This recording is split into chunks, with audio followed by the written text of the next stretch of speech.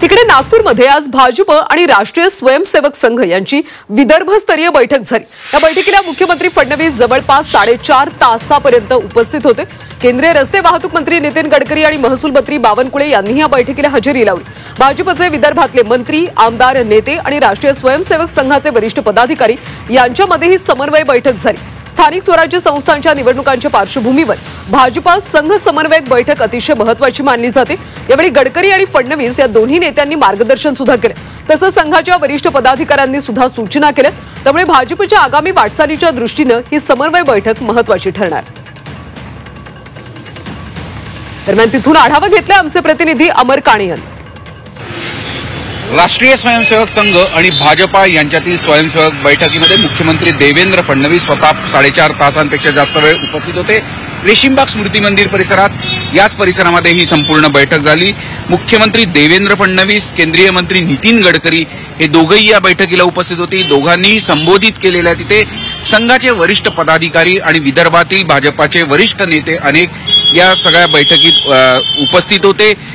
खरं तर स्थानिक स्वराज्य संस्थांच्या निवडणुका येत्या 4 महिन्यात आहे। या पार्श्वभूमीवर ही बैठक अतिशय महत्त्वाची अशी समजण्यात येते। नियमितपणे भाजप आणि संघ यांच्या बैठकी 2 ते 2.5 महिन्याच्या कालावधीत होत असतात।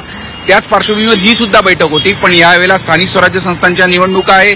या सगळ्या पार्श्वभूमीवर ही बैठक अतिशय महत्त्वाची समजण्यात येते।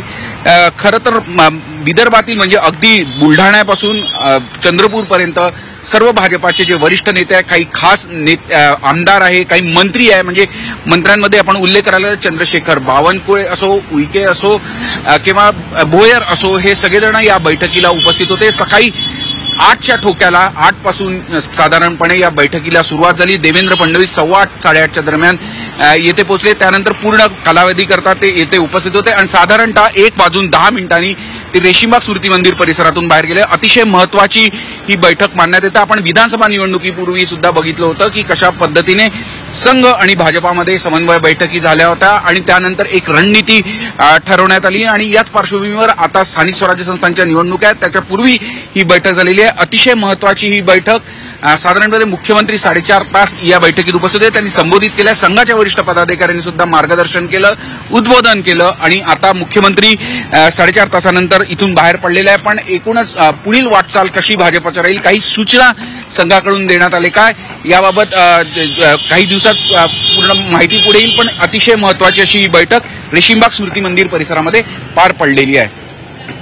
झी मीडियासाठी व्हिडिओ जर्नलिस्ट रत्नशील सतपुतेसह अमर काणे, नागपूर।